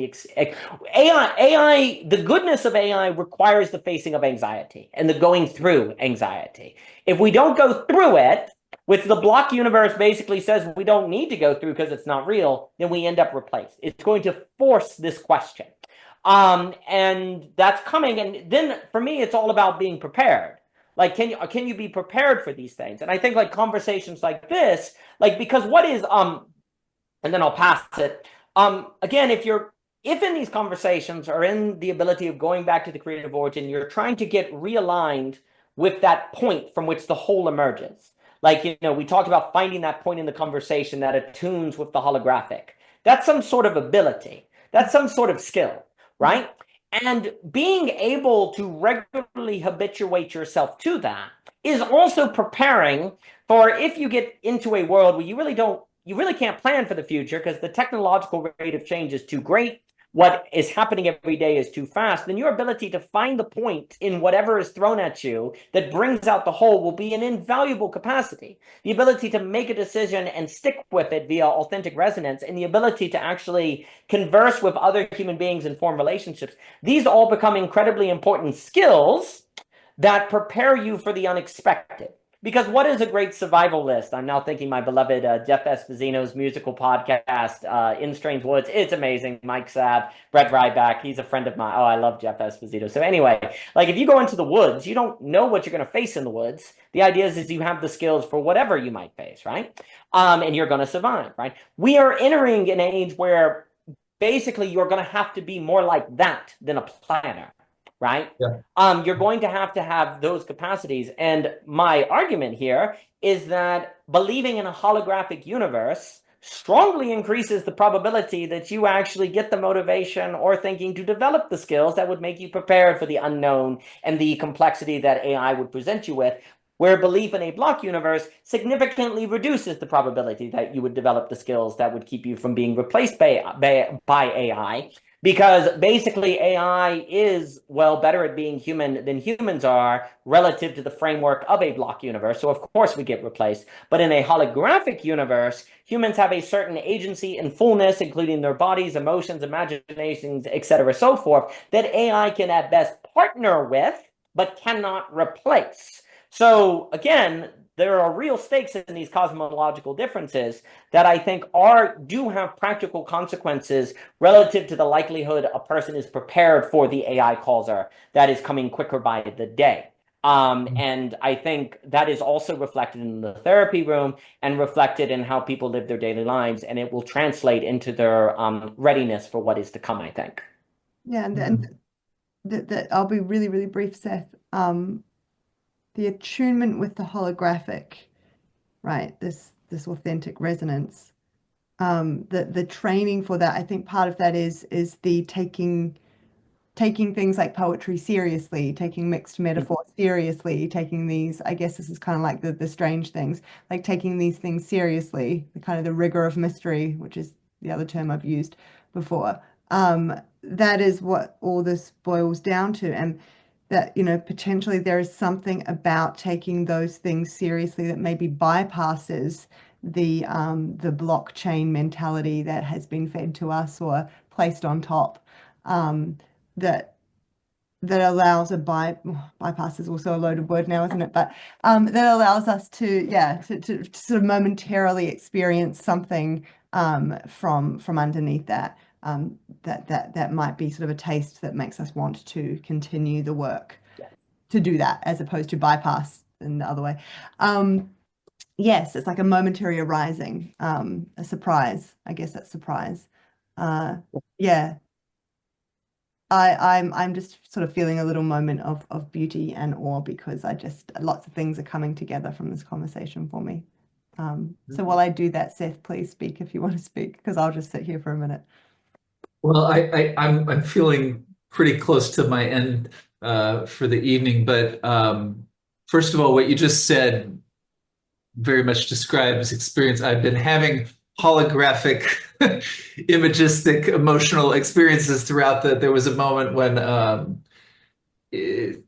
won't even try and recall it, but it was just like there was something that Daniel was saying. There was a memory. In fact, it was a memory of last night in front of this computer, but I'm in front of this computer now talking to Daniel, and this kind of thing that was happening. But there's two just pieces that I wanted to mention, especially if we do put this out there and someone listens. One of which I'm just going to share directly with both of you in the chat, because this is a book that's available as a PDF. But there's a woman named Vanessa Andreotti. I hope I've said her name right, but she's part of this collective called Gesturing Towards Decolonial Futures, something like this. Bayo Komolafe is involved with this. And this is a book co-written with an AI.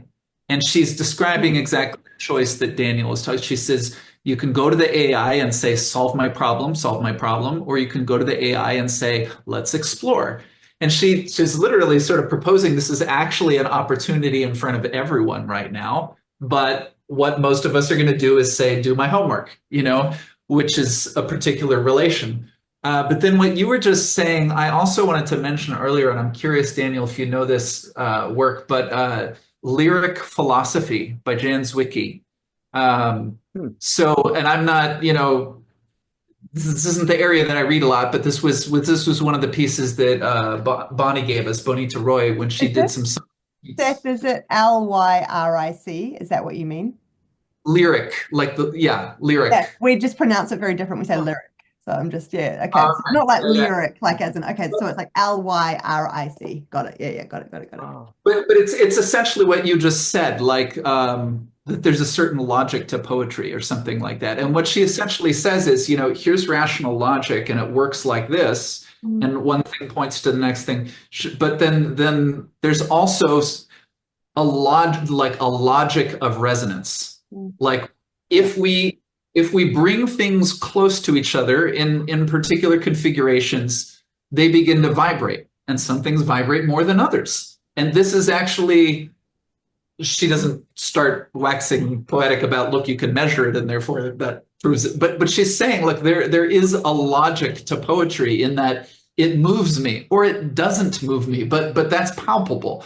And that you can have these kinds of experiences. But she essentially proposes a new worldview beginning with, but it's like the quality, quantity, or particle wave thing. I mean, it's just one more version of it. But anyway, it was resonating a lot in my mind, having looked at it with this conversation. So it was another piece of the hologram I wanted to bring in. But actually, I could share she has a piece where she gives a talk on YouTube. I can't remember it, but if you look for her, you'll find it. I can send it to you both later. But anyway, just wanted to make those references. It was a real pleasure this evening. It was true. I had no idea where we were going, but then where we were going just appeared, and then we tried to keep, orienting to that. So that was fun. Yeah, I think it was beautiful. I think it ended up being Yeah, really, really vitalizing.